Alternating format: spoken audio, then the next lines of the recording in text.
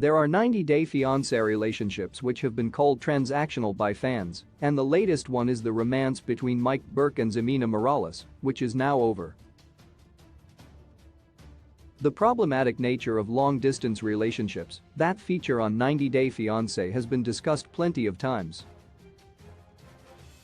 Amid the obvious red flags that TLC viewers often spot on the reality show, there are partners who stand out because they seem to be in it for green cards or money.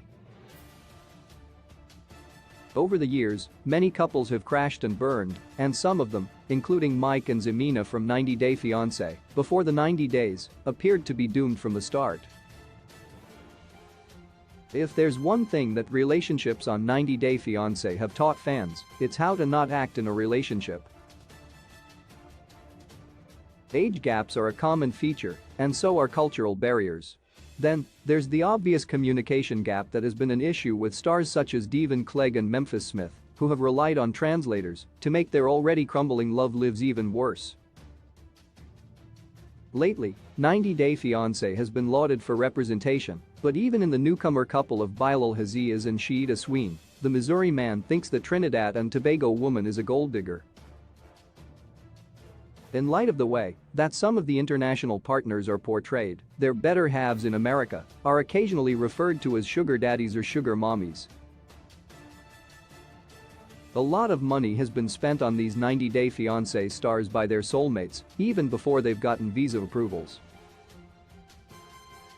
Signs of catfishing also don't seem to stop some of these TLC stars as they try to keep up with their partner's demands, perhaps because love is blind.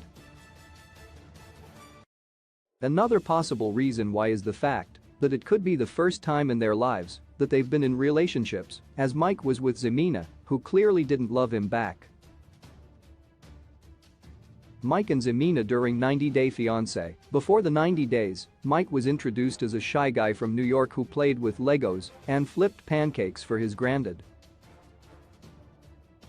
On the other hand, Ximena showed off her house in Colombia, which featured items gifted by Mike, from a dining table to a coffee machine. He claimed to have spent over $15,000 on her.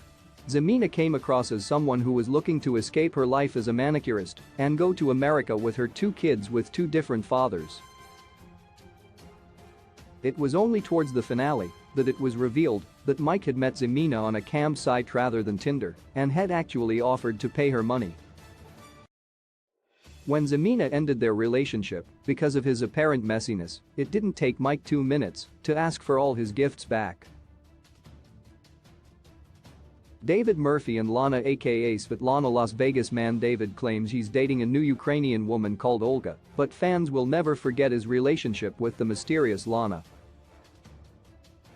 David was dating Lana on a website that he financed for 7 years before he met her in person on 90-Day Fiancé. Because Lana had refused to meet David 4 times in the past, she looked like a catfish who was out to scam him rather than a genuine person.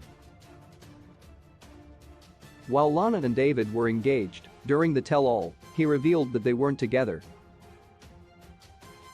As per David, he'd spent probably $250,000 to $300,000 or so on Lana during their relationship. This seems to have been the cumulative cost of David's trips to Ukraine, the gifts and money for Lana, and the fees of the dating website, which charged by the minute.